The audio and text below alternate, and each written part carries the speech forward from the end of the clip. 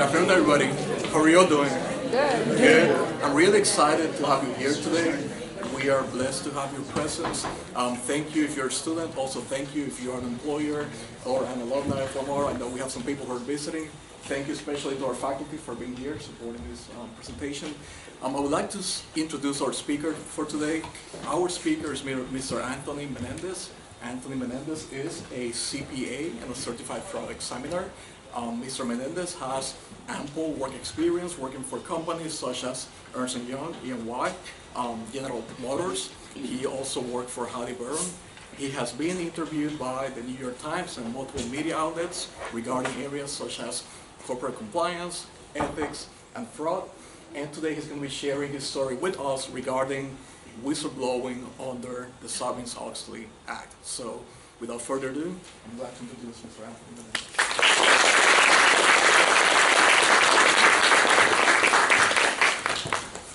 Well, thank you to everyone in here. I don't have a mic, so hopefully you'll all be able to hear me as I go through this. And also bear with me. I'm going to try to tell a story of 10 years of my life. A lot happened in that 10 years. And I'm going to do my best to condense it to the 60 minutes. But actually, what I want to say is my experience really goes back almost 100 years. Because when I think about my experience, I project it in terms of the profession that I was part of. So back in, if you remember, back in the early 20s, we had the Great Depression. Right? So we had a lot of investors lost everything because there was no regulation of the markets back then. So the Great Depression kicked off one of the worst financial collapses in the country's history, obviously the worst. And so in 1933 and 1934, Congress got together and said, what can we do about this? We don't want this to ever happen again, and how are we going to pull ourselves out of it? And so they came up with the 33 and 34 Acts. And in those, they created the Securities Exchange Commission, which was designed to regulate the financial reporting profession. And they also, this is very important, they also came up with the accounting auditing model. Right, so you hear the term CPA, Certified Public Accountant. The reason we're certified public accountants is because back in 1933, when they went to vote, they had congressional hearings on the profession. And the profession at the time was already in place. They were doing audits of some companies. And they wanted to expand the profession, to grow the profession. So they had lobbyists being at hearings in front of Congress. And there was one very salient exchange between one senator and the lobbyist at the time. And the lobbyist explained how the auditors would audit the public companies, right? And that would instill confidence in the financial markets. We can help pull ourselves out of this, and this would be a strong model going forward. And the senator turned back to him and said, well, who's going to audit you guys? Who's going to audit the auditors? And you know what he said? He said, our conscience. So I want that to sit with you for a bit, right? And so the 33 and 34 Act, or that law passed the Senate by just one vote. So with that one vote, we created this profession that we have, the big firms that we have, the entire model. Whoops, what happened? Wrong control. Did someone help me? There you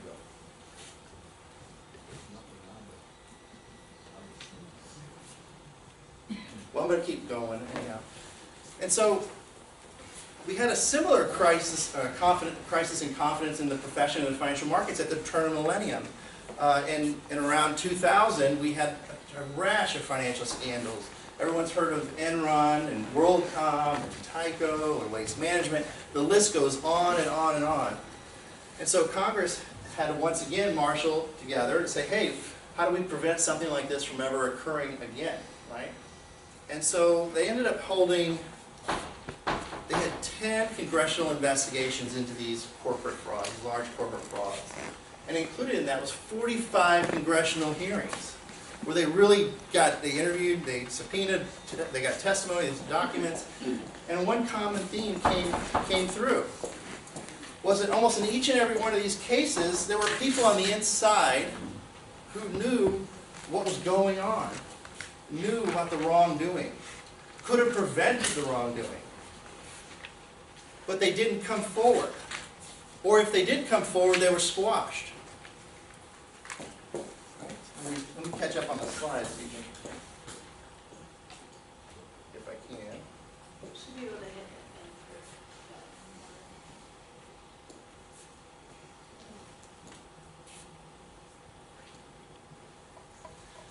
So they held the hearings. And so these people, they realized at the time there was no protections for corporate whistleblowers. Zero. So there was no legal protections. And so in particular, in the Enron case, we're all maybe you guys are familiar with the whistleblower for the Enron, Sharon Watkins, who internally wrote a memo to the CEO of the company. And I think one of the famous quotes was, "I'm afraid the company might implode in a wave of accounting scandals," right? The only reason we know about her memo is because of the congressional investigation. So they subpoenaed all these documents, and they had all these documents, and they found her memo. She didn't blow the whistle to the SEC, she didn't blow the whistle to the media, she went to the CEO. And you know what the CEO did immediately? And the reason we know about this is because during the congressional investigation, they also uncovered this important memo. The first thing Ken Lay did was, he called us outside lawyers and said, "What can I do with this employee? I want to fire him." And so this is a very important document. Obviously, you're not supposed to read it, but there were very important aspects of this memo that are salient to my experience.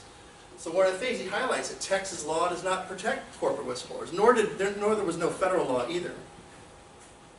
But he talks about the real risk is not from the whistleblower case. The real risk is that the whistleblower might go outside the company, might notify the IRS, the SEC. So that's the real risk. So he said, do everything you can to protect that person's identity. Don't let anybody know this person blew the whistle. Don't treat them any differently, right? This is all very important. It's going to come back later on in my case. So when they passed Sarbanes-Oxley after all of this work, if you notice in the picture, they're all very happy with themselves, right? They're all very proud, clapping. And they should be. It passed overwhelmingly. It was bipartisan support. Everybody was on board with, we need a law to protect the financial markets. And one of the best ways to do it, they realized, was to encourage the individuals that are inside of these companies or at the audit firms or where, those individuals that have the inside knowledge to come forward. So they actually created whistleblower protections for corporate employees that, remember, did not exist prior to that. And there were three prominent aspects of this law that were supposed to radically change. And so this was supposed to encourage people to come forward, and when they did, they were going to be protected.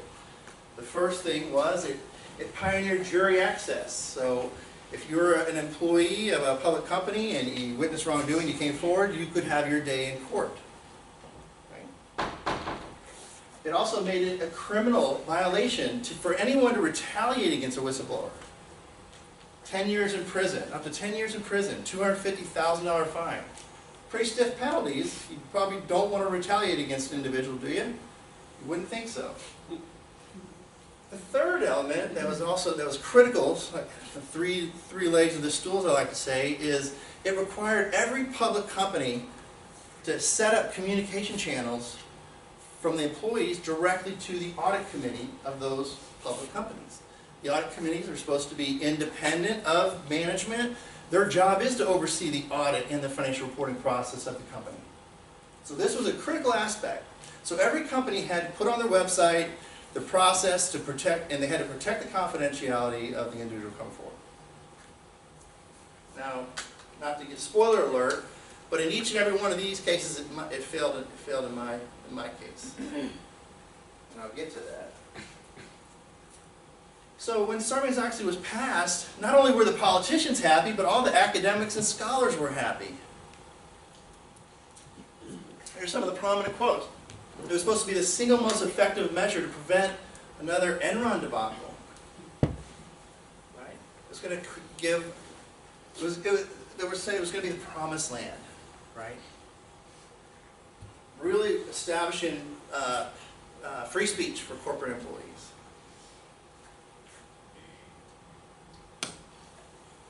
So, in late 2004, early 2005, I was still with Ernst & Young, and I had just witnessed from the inside the impacts of Sarbanes-Oxley, not from a corporate whistleblower standpoint, but on the profession itself. the role of actually moving, separating the audit from management. All right, so you really need to be, you're really focusing on this independence issue. So you got to be independent and objective when you're performing an audit. And so at the time, a lot of auditors, a company would have an accounting problem, they would go directly to their auditors. And I know this because I was an auditor at the time. That's just how it worked. But they really were setting up a wall where that was just simply inappropriate. Right? So not only did they tell all the auditing firms you got to get rid of your consulting practices, right? The most lucrative aspects of the big firms was the consulting practice. And they said, well, by making all this money on consulting, you are, it calls into question your ability to do an audit objectively or even independently. So they made them force that apart. And so, so there really was this effort on separating the audit, really getting back to the independence and objectivity, the purpose of the actual audit, to protect the public's interests. And so at the time, a lot of public companies were hiring technical experts from the accounting firms to come in and be that individual, right? So if they have an accounting issue, they have a technical person on staff. And so I was hired to be that person at Halliburton. And I point this out, this is important because I showed you that slide with all those public companies and all those scandals, right? And so if you look on this list, this was a Wall Street Journal at the time, giving public perceptions of these companies. And the worst 60 companies, at the very bottom was Enron, WorldCom, so 60 was Enron, WorldCom was 59, Adelphia, Halliburton. Halliburton just eked its way above 3 companies that were basically out of business for fraud. So you have to ask yourself, why did I go to work there? There's this idea of ethical dissonance, right? So it's something you got to think about when you're going out in the workforce. And what I mean by the ethical dissonance is if you're an individual with high ethics, you want to try to find a corporation with high ethics. And then again, if you're an individual with low ethics, you want to find a corporation with low ethics, right? In either of those situations, you don't have any ethical dissonance. You and that company are going to succeed for the positive or the negative, right? The real problem you run into is when you're a person of high ethics and you go to work for a company that has low ethics. You have ethical dissonance. Or you're a person with low ethics and you go to a company with high ethics. Because what happens then? If you're a person with low ethics and you go to a company with high ethics, you're going to be pressured by all the people around you not to do those certain things, right? So you're going to find your way out of that company probably.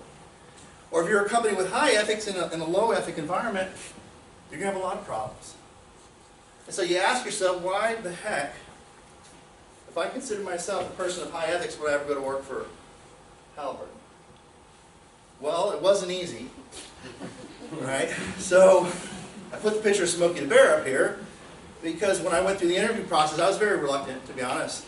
And I met with the chief accounting officer who sold me on the idea that he wanted me to be Smokey the Bear.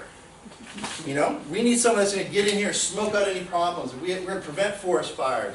It's all about doing the right things. These are all things he said during our interview. Keep his name out of the Wall Street Journal. We need to be above reproach. Because if you remember back in 2005, Enron was on the newspapers in the news every day. Because Dick Cheney was the Vice President of the United States, and Halliburton had been handed those no bid contracts. So it really was a high-profile situation. And he sold me on the idea that no, we're going to be above reproach here, and that's why I need you. And so with that being said, I took the job. But the problem was, if you go back to my Smokey the Bear reference, this place was on fire, right? And so, for example, early on I got asked to approve a revenue recognition issue. They wanted to recognize revenue for all this product that was just sitting in a warehouse. And so my initial response is, you can't do that, right? So let me start by saying that the accounting issue that I'm going to talk about today is as easy as they come. See the word up here, bill and hold decision tree? A bill and hold is where you bill your customer for something, but you don't give it to them. You hold it. So as long as you're holding that, you can't recognize revenue until you give it to them. So it's a bill and hold. So bill and hold has long been associated with financial statement frauds. Companies trying to recognize revenue for all this product and equipment just sitting in the warehouse.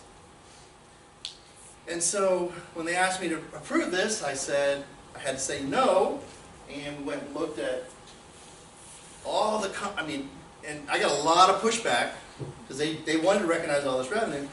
Got a lot of pushback, but all the company policies and procedures, all the company's training, all the memos, everything highlighted the fact that this accounting was wrong. Like the accounting policy clearly said if you have a bill and hold, you don't recognize revenue unless you do these other things. And so what they did was they had this document to avoid not recognizing revenue. And this thing is clearly, you wouldn't expect a big Fortune 100 plus company to have a document like this governing their policies, would you? First of all, not just looking at it holistically, it's pretty cheap shambles. But it's just fundamentally, it's as flawed as it comes. All roads lead to revenue recognition. There's no mention of what it takes to recognize revenue. But this thing is just flat out wrong. And so, to highlight how wrong that was and how bad the policy was at the time, when I first came across this issue, before I get to what's on the page here, I went to my boss. And for the first time, I started questioning my decision to go to work here. Because when I told him about this revenue problem, he told me to stay away from it. He said, I don't want you looking at this revenue recognition issue, stay out of it. And I said, well, no, how can I do this? It's my job to give them guidance. They want to recognize revenue on this contract, and they can. And then he said, well, how big is this contract? And I said, well, it's about $5 or $6 million revenue for the quarter. And he's like, I don't care about $5 or $6 million, right? I got bigger issues to worry about. And I said, I understand that, but the problem is it's bigger than this one contract, because this is how they recognize revenue on everything. So if we say this contract's wrong, we're essentially implying that all contracts are wrong. And then he told me, I don't want you looking at it. And I pushed back. I said, no, I have to. And he said, all right, well, I only want you dealing with this one contract, nothing else. Don't go beyond this one contract. So I walked out of there certainly feeling like I made a mistake. And I also knew that I couldn't limit this huge issue, which I know was company-wide, to one contract.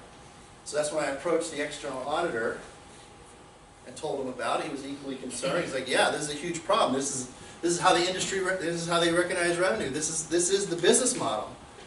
You can't use the equipment until you're ready to provide the services. So he was equally alarmed, and I also told him about my conversation with him and how it put me off. And so we decided I would write a memo on this one specific contract, hand it to him, and then as an auditor, he would say, okay, well, obviously we've got to look at all the other contracts, and that's how this thing would work itself out. And so I finished my memo, handed it to him. I said, hey, before I send this out to the company, would you mind taking a look at this? He said, sure. He takes it, and he goes back to his office, and he reads it. He comes back. He's like, this is the best memo I've ever read. I don't have any comments. This is great. I'm like, well, thanks, John. I'm kind of nervous about when I send it out. The response might not be as positive. And then he goes, hold on a second. And he runs back to his office. I hear him at the printer. He comes back a couple minutes later, and he hands me this. This was a KPMG Current Oil and Gas Topics publication that had come out 4 or 5 months earlier. So what was going on was there was a huge oil and gas conference in Houston. KPMG was sponsoring it, and they had asked the audit team to come up with some big accounting issues that could be presented to this whole conference. And they issued this publication, and he hands me this. And one of the articles in this publication was bill and hold transactions in the oilfield service sector. It absolutely was 100% exactly like my memo. This was the transaction I spent 3 months making sure we documented, we dotted every I, crossed every T. It was the exact same thing. And I was floored. So I'm like, how's it? Because what it says is you don't do this. The accounting, you don't recognize revenue, and you can see some of the things that are in it. It highlights how even the SEC has called these hocus-pocus transactions. It would be rare for an oilfield service company to recognize revenue. These are significant in the oilfield industry. Long been associated with frauds, and it has. it's a perennial accounting enforcement issue for years. I mean, and let me step back and say, of all the financial statement frauds out there, more than half of them, study after study shows that half of the financial statement frauds out there have to do with the revenue. And financial statement frauds, or even just restatements related to revenue, are the most costly and damaging to a company. When you restate for revenue recognition, your stock price drops further than any other issue out there, and it stays depressed longer. Studies after studies. So revenue is, and always has been, a very hot topic for the profession and certainly for the regulators. And so when I look at this, and I'm floored, like, how is this possible? I said, John, how come you didn't give this to me soon? You could have saved my team a whole lot of time. And he told me, I forgot about it. And I'm like, how is this possible? You forgot about it. And he said, well, the reason is because they came to us and asked us to write, me and the partner, to write a big issue and on revenue recognition for the industry, and we did. And the national office just rewrote the whole thing, scrapped it, but left his name on it. But I'm like, did you even read it? You know, no. He didn't even answer, right? It was rhetorical at best. So I issued my memo, and it's very clear. So in order to recognize revenue, like I said, you have to actually deliver. You can't hold it. You have to deliver it to the customer. So the fundamental premise is that delivery, for accounting purposes, you have to actually give it to the customer. You have to physically give something to your customer. But if not, what you have to do is recognize, you can still recognize revenue if you can meet all these stringent criteria that are very hard to meet. But fundamentally, it's a bill and hold if you're holding it and you bill your customer. Nothing complicated about that. So I send my memo out to the organization, and I immediately get a call into my boss's office. And I kind of expected this was going to not be a positive conversation, and it wasn't. In no way, shape, or form. He suggested how the organization was going to run me over. He told me I needed to not use email, stop using email. He said, you need to be incredibly circumspect with your use of email. And he told me about how this morning he was dealing with his tax issue, and he almost put something in an email, but he said, I can't do that. That's nothing but trouble. And he spent a lot of time telling me not to use email. He said, you're going to pick up the phone and call someone, take light notes. To me, I'm like, okay, this is not the sign, this is not the kind of the guidance I think I should be getting in a situation like this. So he went on. It was a long meeting, but the important part of it is right here. He said the crux of the issue, and I'm just going to lay it on the table, right? So here he is being honest, is that now that your memo's out there, and it's a good memo. JR and I have had a lot of conversations about it. We think your conclusion is appropriate. We need to get out there and fix this problem post-haste, get back within the lines of what's appropriate, repair whatever damage was done from that flow chart. And so, walking out of that meeting, I knew my career probably at Halliburton was probably ruined. I mean, he basically told me as much. But I felt good that the issue was going to get addressed and the accounting was going to be fixed.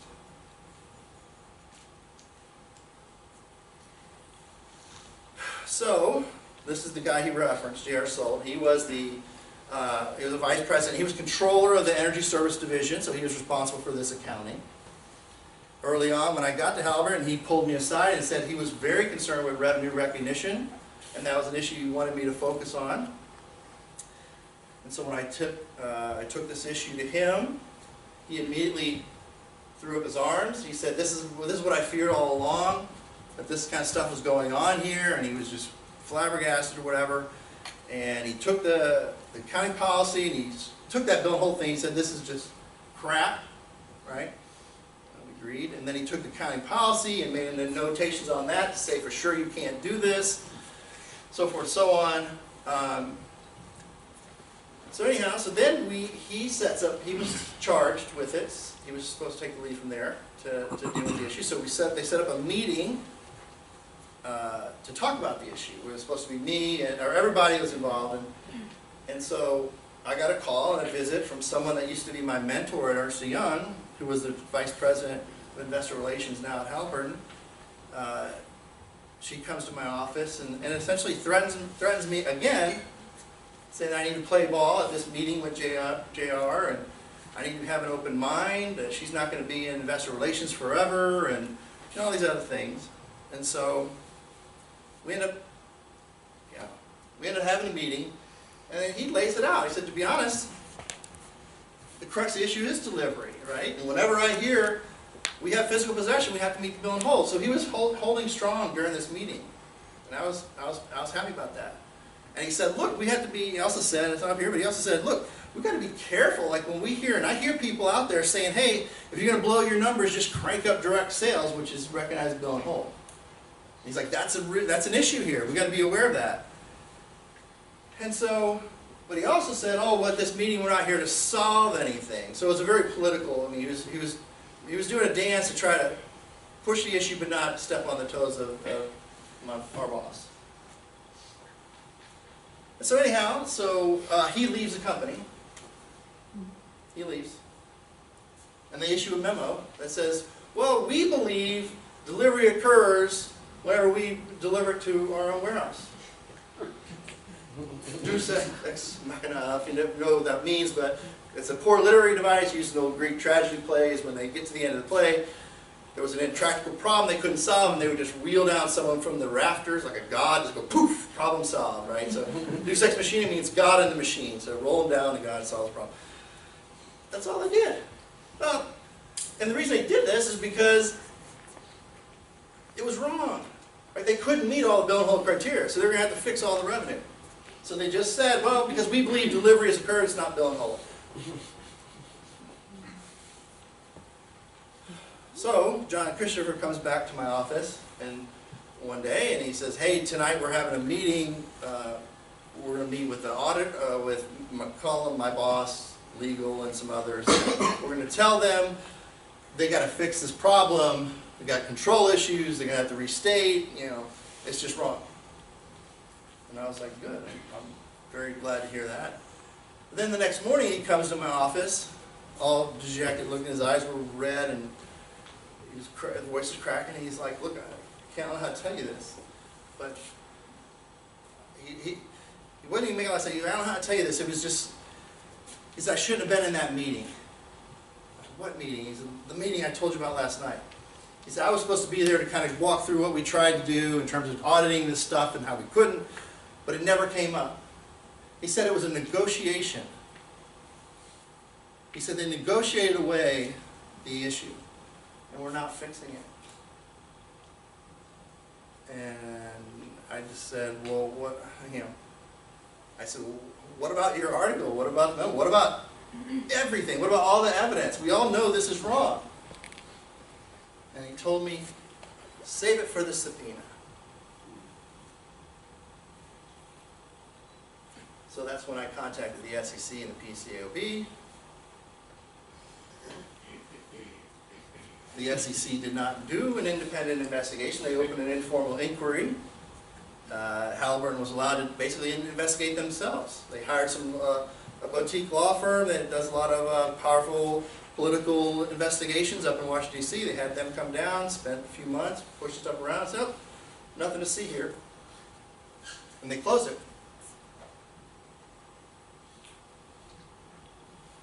For what it's worth, at the time, anybody heard of Bernie Madoff?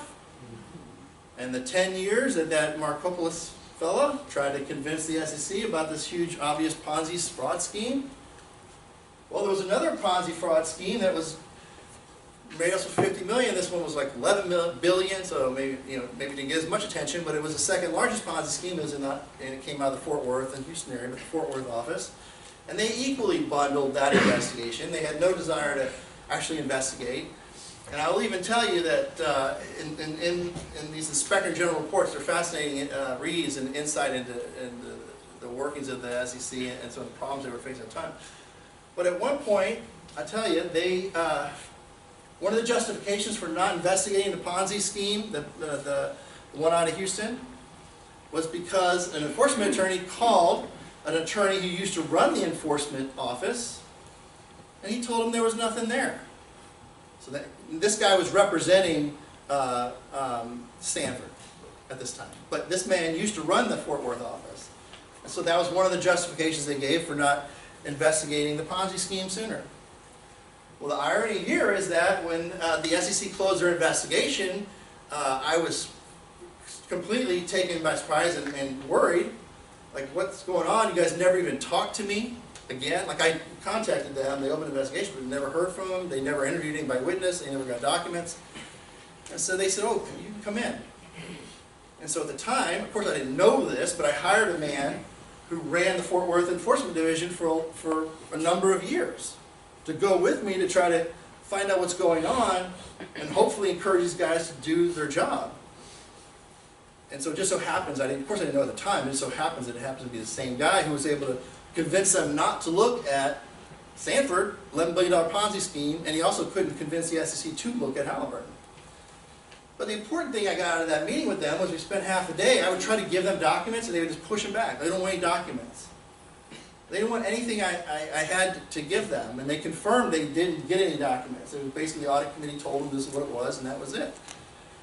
So my attorney sends me out of the room. He tells me, let me have some time alone with them. And then he comes back out, and he tells me flat out, he said, I feel really bad for you. This is a travesty, but they're not going to touch Halliburton, never, as long as Dick Cheney's the Vice President of the United States. So in case you don't know, this Dick Cheney was the Vice President of the United States, and prior to becoming Vice President of the United States, he was the CEO of Halliburton. And so basically he told me that was the end of the road. And I had done all I could on the accounting issue at that time. I mean, nothing else I could do. The SEC is not going to do their job, but I still had my whistleblower case.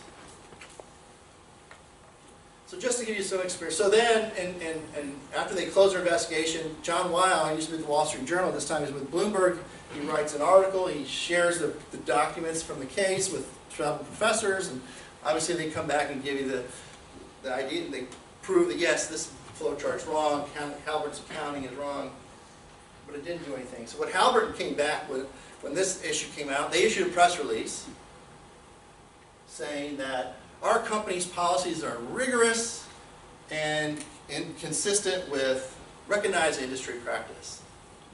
And of course I knew that was total BS, right? But it didn't matter because the SEC wasn't doing anything and they already closed their investigation without doing anything. So I want to get this idea of industry practice. So sometimes you have to comply with GAAP, you have to follow the rules, right? But sometimes you're in an industry that's so unique that maybe there's another acceptable accounting practice that's in place, right? And so J.R. Salt during the trial said, do you know of any other companies that recognize revenue when you deliver to their own warehouse? I don't know. I don't know of anybody. The guy who wrote the memo saying delivery, we questioned him during his deposition. Have you compared Halliburton's accounting policy to any other companies? No. Do you know what any other companies are doing? No. Does anyone at Halliburton know what any other companies are doing? No.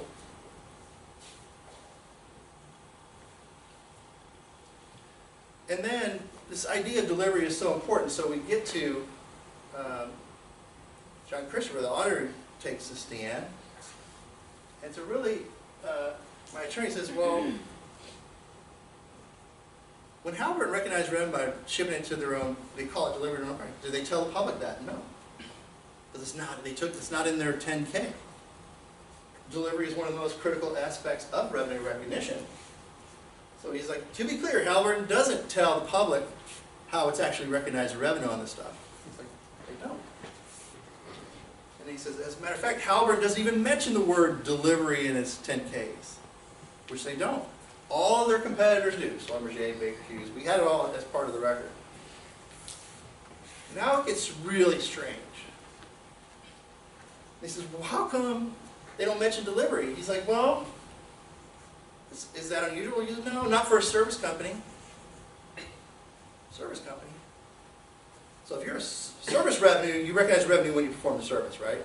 You don't even have product revenue, right? It's all service. So again, isn't it true the SEC says that in order to recognize revenue, you have to meet the delivery criteria? We're stumbled. Like, we couldn't believe where he was going with this. And he says, look, the vast majority of Halliburton's businesses perform services. They're not recognizing, they're not selling equipment and product. They don't sell this stuff. They basically manufacture in order to provide the service. Again, would you agree that delivery is the hardest criteria to meet? To recognize revenue for product? And he said, yeah, of course. Right? The judge even, and he even sensed something was going on here.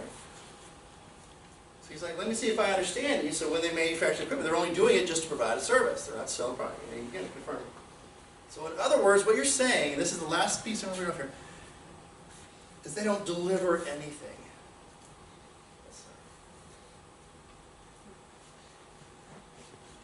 Which is what I was saying all along. They don't deliver. Oh, so I didn't read off of here, but we even went and said to him, he said, well, wait a minute, isn't delivery on product an important aspect of revenue recognition? It is, yes. Well, isn't product revenue about 20-25%? $2-3 billion a year? See, I don't know what the number is. In his mind, it must have been some small number. Obviously, it's not. 2014, almost $8 billion in product revenue, $7 billion, 13, roughly 20-25%. They got away with this. They're still doing this. Now I'm going to switch gears. How am I doing on time? 5? All right. So I told you earlier that when companies, when you go to the audit committee, they're supposed to protect your confidentiality and so forth. But when I did, I sent my email to the audit committee. Instead of my email, I followed the instructions, but I sent it to the audit committee, but it was intercepted by Halliburton lawyers, who turned around and sent it to my boss, the external auditors, and so next thing you know, I was outed in the company as the individual. I got an email from my boss, it was to me and basically the whole department, that the SEC was doing an investigation into the allegations of me. As you can imagine, I was persona non grata after that. No one would talk to me. I was taken off assignments. They wouldn't attend meetings with me. People wouldn't talk to me. It just became unbearable. At the time, I had an attorney who also happened to be Sharon Watkins' attorney. And in 2007, he told me that basically you don't have a case. So he sent me a letter saying, because you won't settle, I'm dropping you as a client. But he says, look, I don't think you have a case. We've talked to other attorneys and you don't. And he says, them outing you and isolation and all those things that happen to you, it's not retaliation, because retaliation is only if you're demoted, fired, some tangible employment consequence. And I disagreed with him wholeheartedly. I said, well, no, the law says it's designed to make an employee whole. So the remedies include it could be anything that would discourage someone from blowing the whistle is retaliation. And then he tells me that there's no damage, there's no money in it, because unless you are fired, demoted, some tangible economic consequence, you don't have any damages. So from his perspective, I didn't have a case. But there's a study that came out 3 years into Sarbanes-Oxley that shows that Sarbanes-Oxley was not, in fact, working. In the first 3 years of the Act's existence, 491 employees filed discrimination claims, and only 13 employees won. That's a pretty dismal rate of 3.6%. And if that wasn't bad enough, the next 3 years, 488 straight cases went for the employer.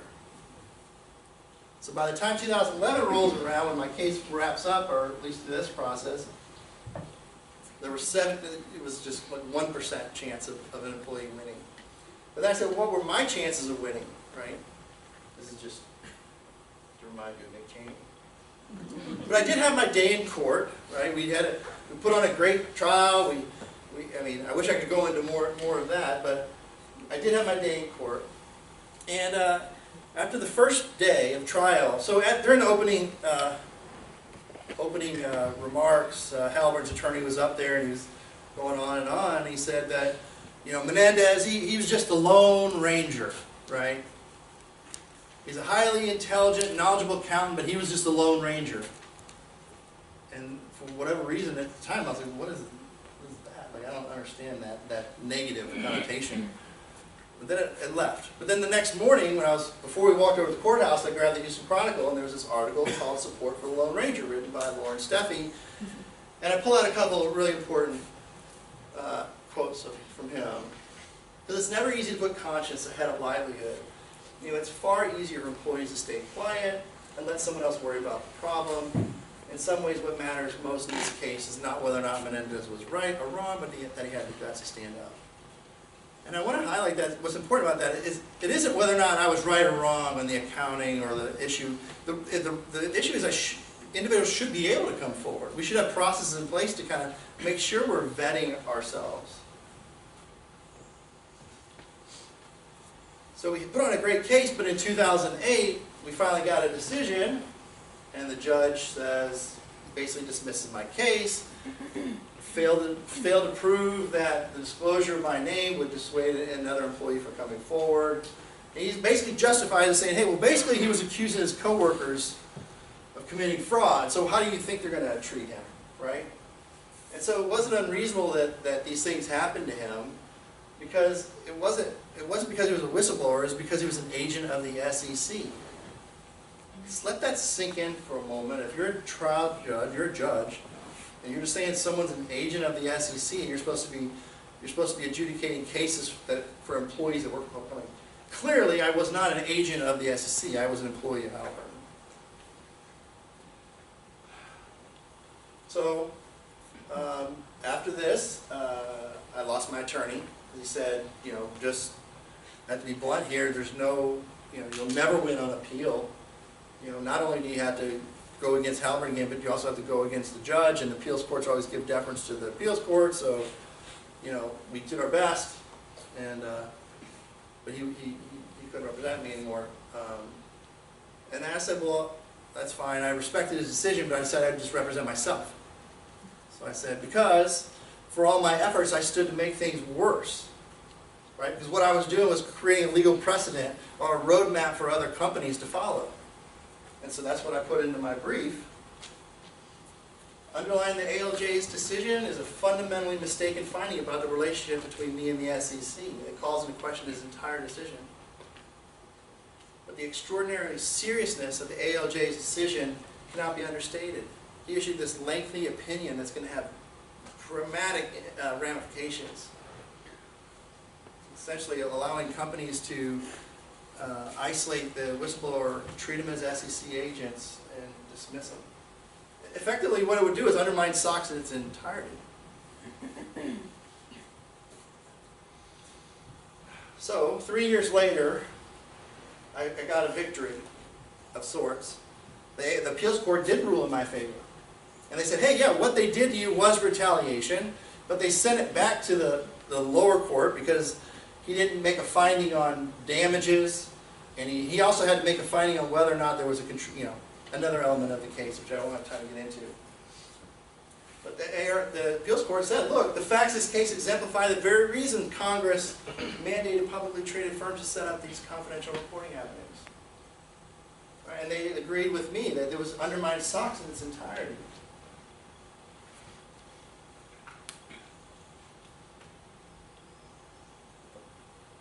So, I skipped one thing here, but it went back to the lower court. He once again ruled against me.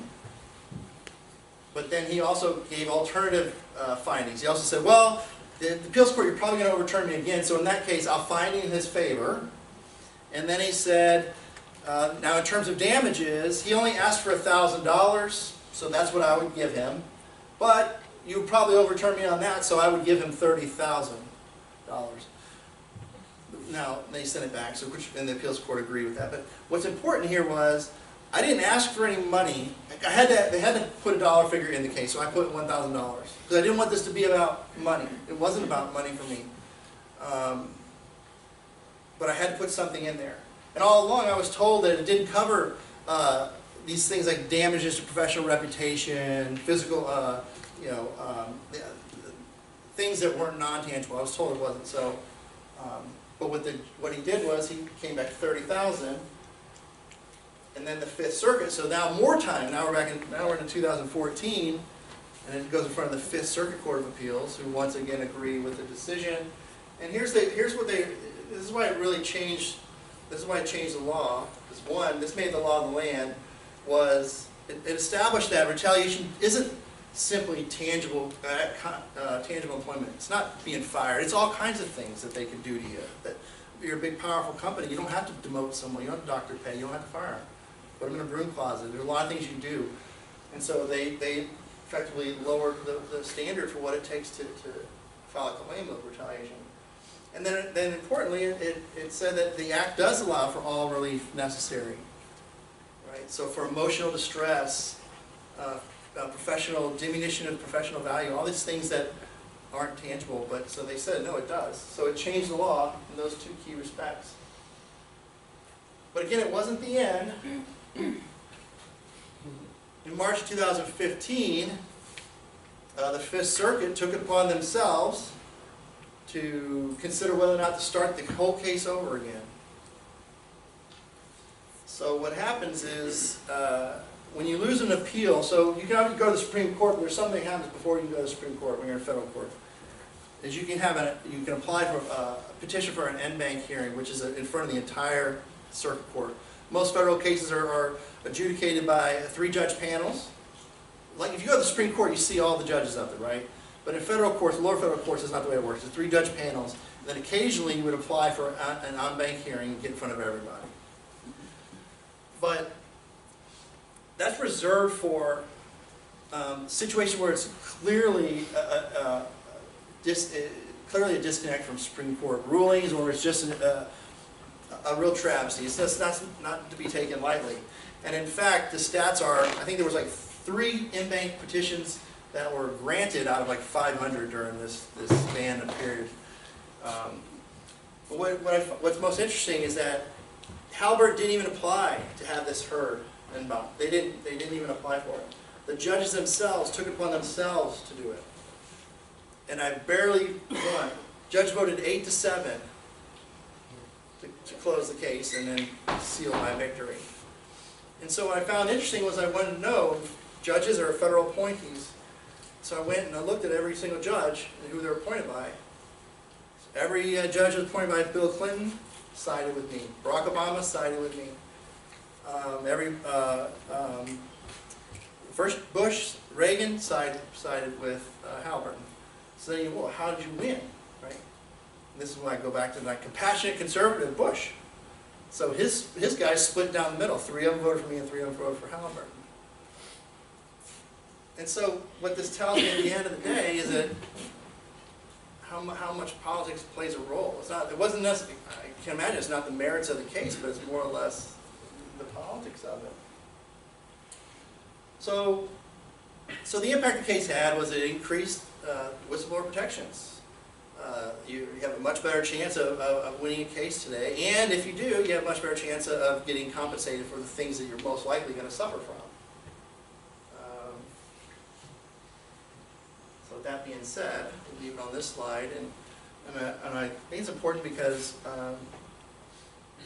I didn't have any power, I didn't have any money, I didn't have any influence, but I stayed with it for 10 years, and eventually something positive came out of it.